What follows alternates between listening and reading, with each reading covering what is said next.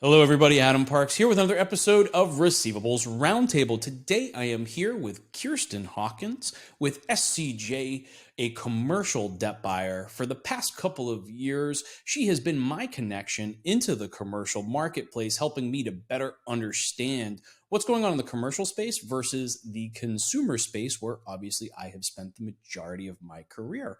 So let's start off with Kirsten. How are you doing today? I'm doing great, Adam. Thank you. Well, for those of you that might not be familiar with you, could you tell everybody a little bit about yourself and how you got to the seat that you're in today? Yeah, so I am the director of marketing for SCJ. I've been with SCJ for about 3.5 years, but before that, I was actually in graduate school for speech language pathology. A friend of mine told me about SCJ and the cool things that they've been doing, and I decided to join that, and it's been a blast ever since. So. Wow. Okay. That's fun. Well, tell us a little bit about what you guys do over at SCJ. So SCJ, like you said, is a commercial debt buying company. We purchase charged off commercial accounts, whether that's in the leasing or financing industries. We purchase those and we work those accounts in house. We have a team of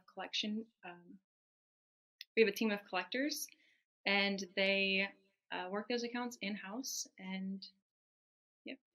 Okay. So you guys are a debt buyer that has the agency side baked in, and so you're handling a lot of your own recovery efforts. Now, I know commercial is a very different space than consumer because you're not concerned with a lot of the same rules, regulations, and laws that we ultimately have to face on our side.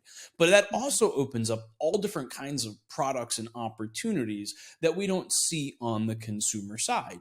And I've been lucky enough to be connected with you on LinkedIn for the past few years and seen all of the interesting conferences that you've been going to outside of the consumer space. And I think RMAI is really your only consumer focused conference throughout the year. Yeah, you're right. We attend RMAI even though we are mostly commercial based for that education. We try to follow as much of the consumer laws and regulations that we can just to make sure that we're doing things right. And it's also just a huge educational opportunity for us, as well as an opportunity to connect with other debt buyers and other agencies on the consumer side to check in with them and see how things are doing, see what we can do to improve. That's interesting. You're probably also looking at some of the technologies and efficiencies that are being added into the consumer space because from my understanding, and you can correct me if I'm wrong here, is that on the consumer side, we just have a much larger volume of accounts and you tend to find higher balances on the commercial side than on the consumer side, meaning we're forced on the consumer side to look for those efficiencies at a much faster rate in order to stay profitable. Whereas looking with those larger balances, you can be kind of looking at some of the pieces and parts that are being done on the consumer side and pull out things that you think that might be valuable based on the product types that you're ultimately working. Yeah, absolutely. With the higher volume, guys have perfected a lot of different processes. So there's an opportunity for us to learn and adapt some of those uses with AI and other collection softwares. Okay. We've learned So a lot.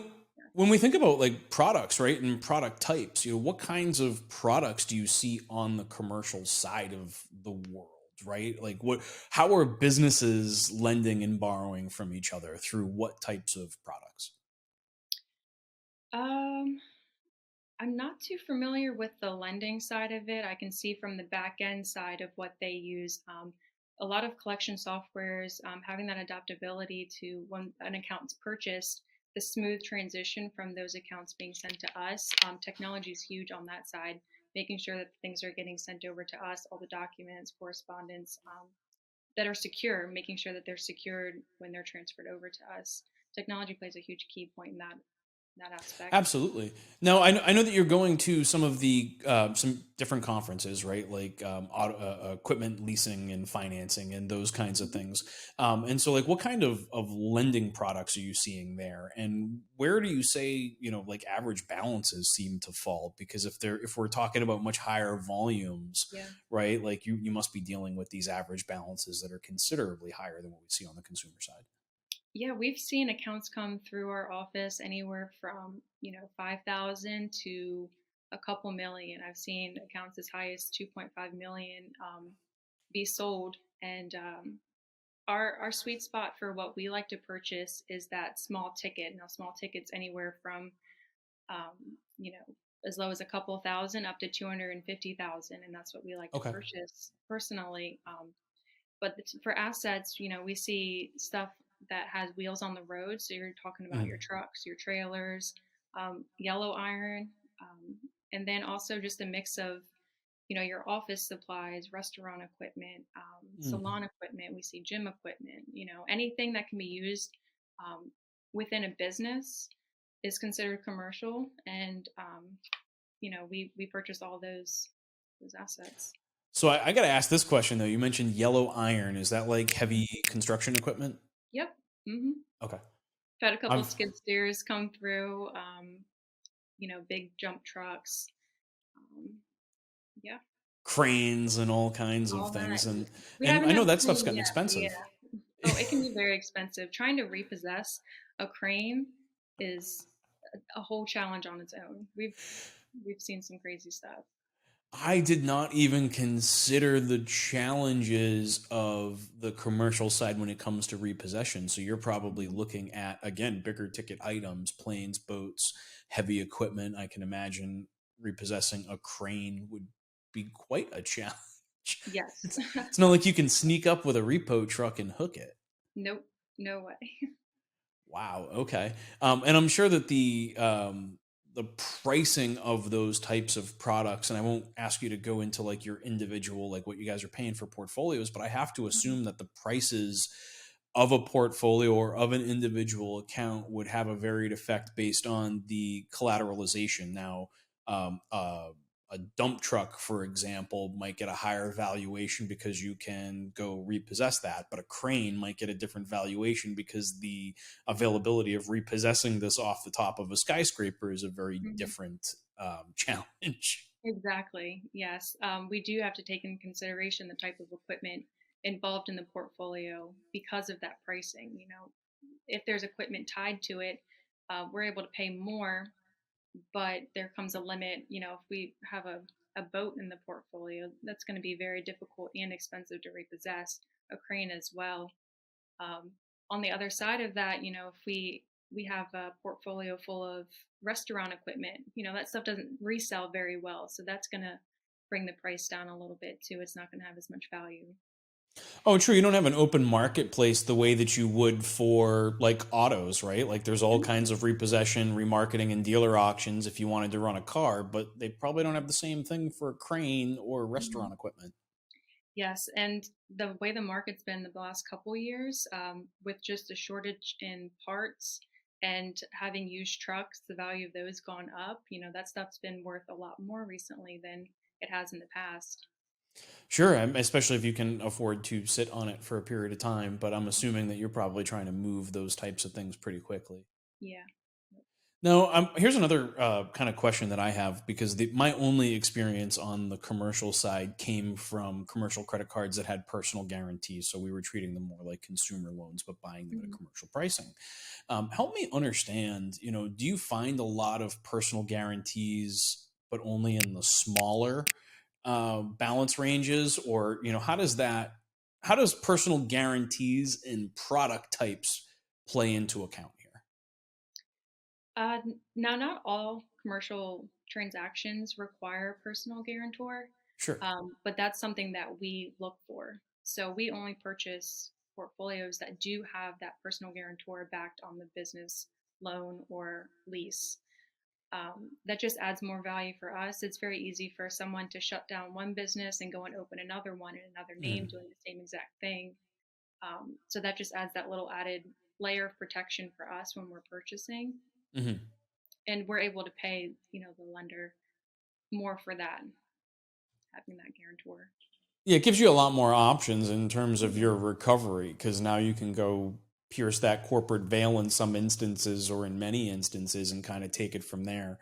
Hmm. So that's an interesting point of view when it comes to the commercial side of the world. I was curious, but do you see more of those personal guarantees on lower or higher balances? I know it doesn't required for all of them, but like where do you tend to see a larger portion of those exist? I've seen them all over, even the small amounts. I think it depends on the lender and what they require from their bank or whoever they're getting their financing from. Um, there are some people who just they don't require um, any personal guarantors up to a certain amount. Um, it's not too often that I see that, but I've come across those types of accounts.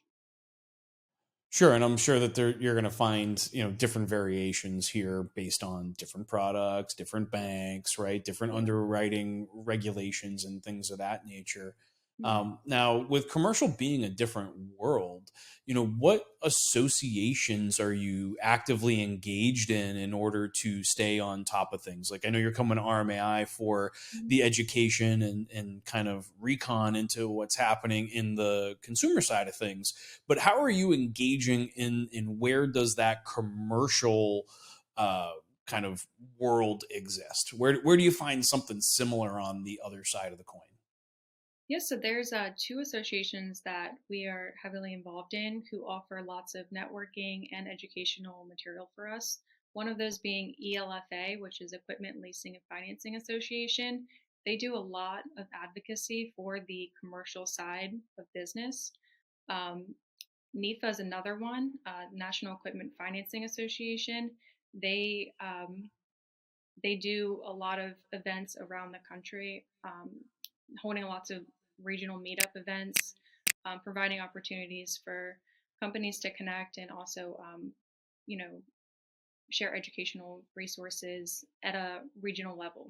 So, Well, that's interesting that they're doing it at a regional level, and in providing these kind of smaller get-togethers. I'm sure that there's a lot of good information going back and forth. The two that you just mentioned were both equipment leasing side of the world.